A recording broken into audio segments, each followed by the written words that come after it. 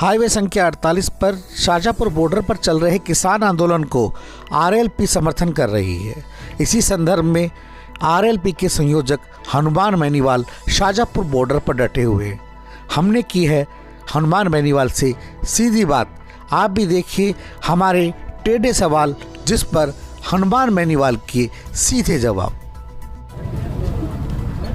चूंकि आप एनडीए के एक सदस्य थे और किसानों की 3 बिलों की मांगों को लेकर एमएसपी का गारंटी कानून लेकर आपने एनडीए को राम राम दिया। अब आप चूंकि अभी एमपी है, अगला कदम क्या रहेगा? देखिए, देश में पहला संसद में सड़क पर बैठा हूँ लगातार 26 तारीख से लेकर आज तक। बाकी लोग बयानबाजी करके अपने घरों में चले जाते हैं। मैं उनको भी धन्यवाद दूंगा कि जो कहीं न कहीं किसानों के समर्थन में अगर बयान भी देते हैं तो बयान भी वो हमारी टीम मजबूत होती है।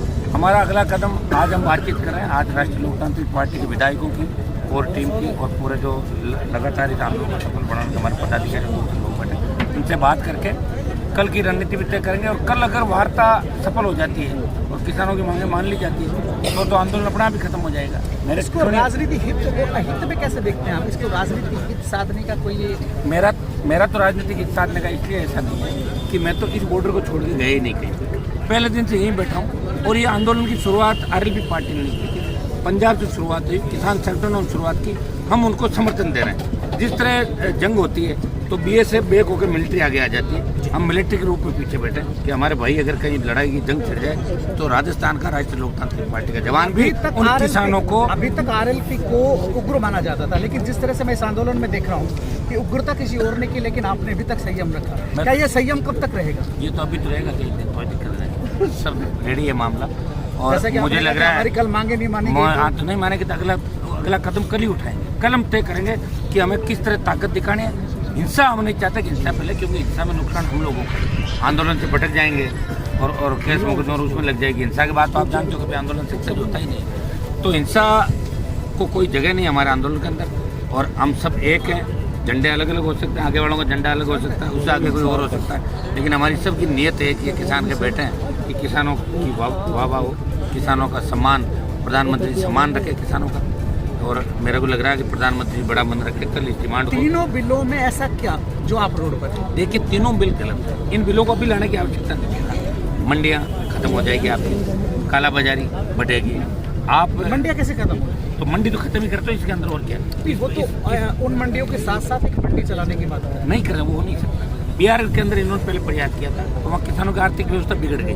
मंडी में तो किसान की बोली 2, 4, 5, 10 लोग, जैसे 1600 किसी का भाव है तो 1700 लोग व्यापारी आगे 1700 भी लगा देगा, मंडी का 1800 भी लगा देगा। आप मंडियाँ खत्म कर दोगे, काला स्टॉक सीमा आपने घटा कर दी भाई, पूरा ही जो स्टॉक सीमा का राइट रहता हटा दिया। कितना भी आप माल स्टॉक करोगे तो माल स्टॉक करने के बाद आप जानते हो जब उसका मन होगा माल निकालेगा अच्छे भाव के अंदर। और तीसरा, जमीन पे आप किसानों के पास उपजाऊ जमीनें कितनी बची बताऊँ कि एक जमाना हुआ करता था जब उत्तर प्रदेश का किसान सबसे ज़्यादा मजबूत था, उसके पास ज़मीनें थी। अब ज़मीनें कहाँ? राजस्थान के अंदर 200 बीघा दादा के पास ज़मीन थी, तो पोते के पास 20 बीघा ज़मीन थी, वो भी सिंचित इलाका नहीं। इस सिंचित इलाकों के अंदर 50 बजा खेती नहीं। किसान के सामने आत्महत्या के अलावा कोई विकल्प, वो अपना कर्ज चुका नहीं पाता। जब कुर्की करने के लिए लोग जाते तो इज्जत के हमारे पूरे परिवार के साथ किसान सुसाइड कर रहे हैं इस देश और प्रदेश के अंदर। तीसरा जो कॉन्ट्रैक्ट फार्मिंग के अंदर पूरे अधिकार आप उसको दे रहे हो और एसडीएम को मालिक बना रहे हो। क्या अगर झगड़ा होगा किसान और कंपनी के बीच तो एसडीओ तय करेगा, एसडीओ अपनी थोड़ी मानेगा। एसडीओ तो उनकी मानेगा जो कंपनी के लोग उनके साथ अटैची लेके बैठ रहते हैं। तो इसमें तो आपने कोर्ट में जाने का ही नहीं रखा। और इस सरकार ने खुद माना है कि हमसे गलतियाँ हुई है, हम संशोधन को तैयार है। जब सरकार संशोधन को तैयार है तो बेक हो जाना चाहिए ना गवर्नमेंट को। संशोधन में तो बेक हो रही है सरकार। बेनीवाल जी, हम लोग 58% इस समय किसान था। सन 1972 में जब जनगणना हुई उस समय 70% किसान हुआ करते। अब फिलहाल 58% बचे, लेकिन कथित तौर पर अगर मौके पर जाकर देखा जाए तो 40% किसान बचे। हमारे यहाँ बड़ी संख्या में उद्योग है और किसानों की अधिग्रहण हुई भूमि और किसानों की। अब मेरा मानना ये है कि जब विधानसभा लोकसभा में किसान पुत्र बैठे हुए तो फिर ये बिल पास कैसे? तो किसान पुत्र वो फिर बीजेपी और कांग्रेस की आला कमान बोलेगा जब ही हाथ खड़ा करेंगे।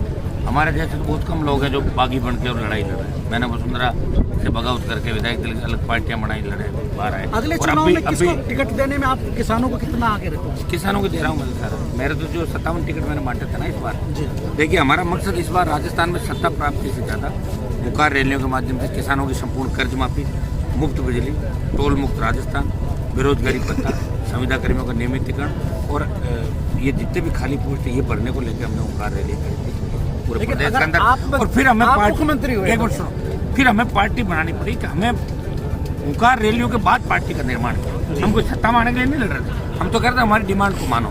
पार्टी बनी, पार्टी बनने के बाद मौका दिया, एक बाई इलेक्शन जो खेम सरगांव जीते, लोकसभा के अंदर भी जो एनडीए से गठबंधन हुआ था उसकी वजह से 25 सीट भारतीय जनता पार्टी को मिली। उनके 2.5-3 लाख वोट मुझे मिले, मेरे 30 लाख वोट राजस्थान में उनको गए।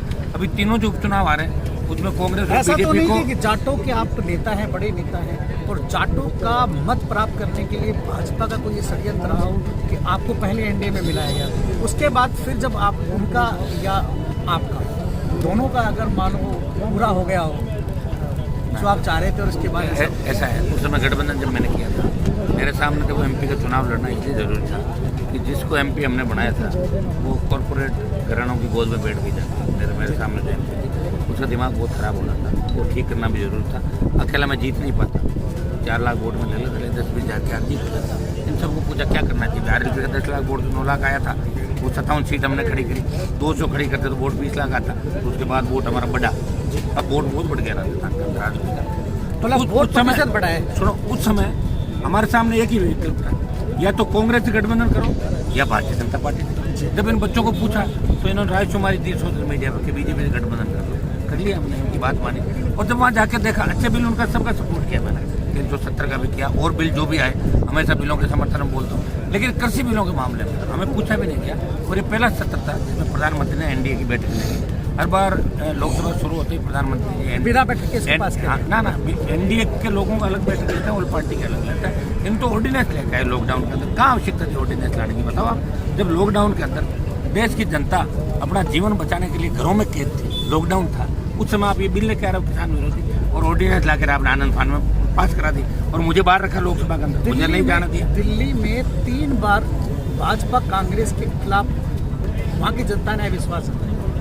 आप माने कि इस बार अगर राजस्थान की जनता कांग्रेस और बीजेपी की तरफ ना आकर आरएलपी की तरफ आते और आप मुख्यमंत्री होते हैं तो आप किसानों के लिए ये तो फिर बढ़ जाएंगे तो आप ही पूछना क्यों पूछ रहे हो, भले ही मुख्यमंत्री। हमारे अरे छोड़ो मेरी बात, मुख्यमंत्री को झगड़ा ही नहीं, झगड़ा हाथ में ले लिया मैंने।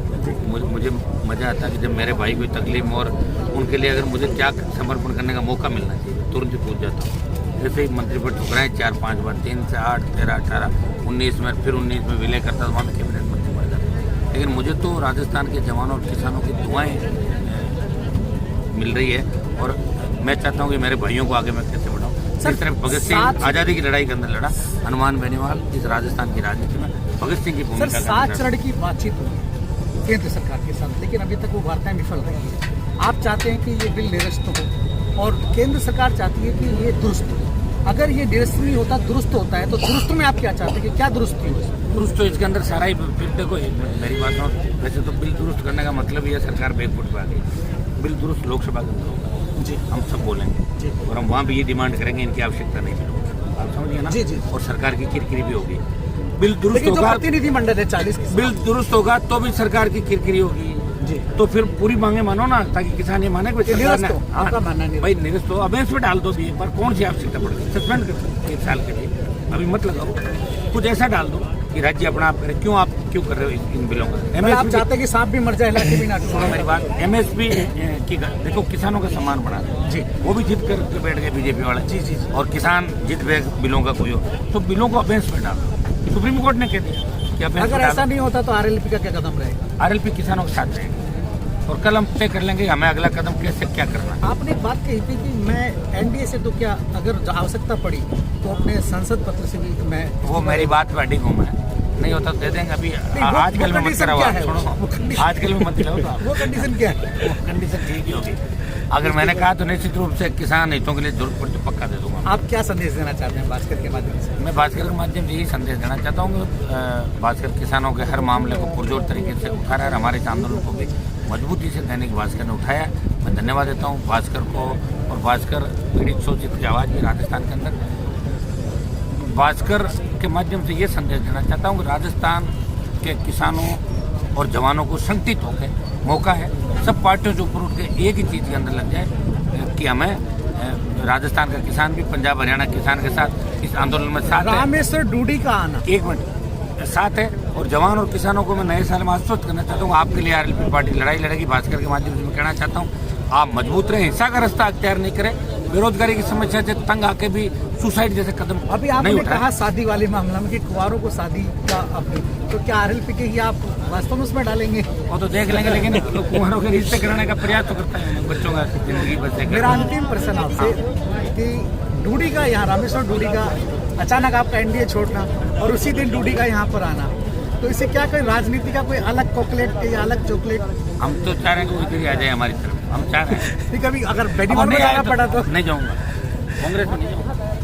मैं मना ना, एनडीए छोटी जरूर है, लेकिन यूपी और राहुल गांधी के साथ भी उनके भी नहीं बैठूंगा जी। तो मेरा मतलब अकेला ही रहूंगा मैं। मोदी से मोहब्बतें बरकरार हैं। अरे नहीं है साहब, आप सब तो मोदी से हटके मैं उनके पप्पू के पास कैसे जाऊंगा ये बताओ। पप्पू के पास नहीं जाएंगे, लेकिन मोदी से मोहब्बत बरकरार है। एनडीए छोड़ी है, लेकिन मोदी से मोह नहीं छोड़ा, ये कहना है हनुमान बेनीवाल का। मैं अकेला ही लड़ता रहूंगा लोकसभा के, और और ऐसे अकेले लोग हैं जो बिल्कुल लड़ रहे हैं लोकसभा। हाँ, मैं दिल्ली का इतिहास राजस्थान में दोहराने की बात कर रहे हैं बेनीवाल जी।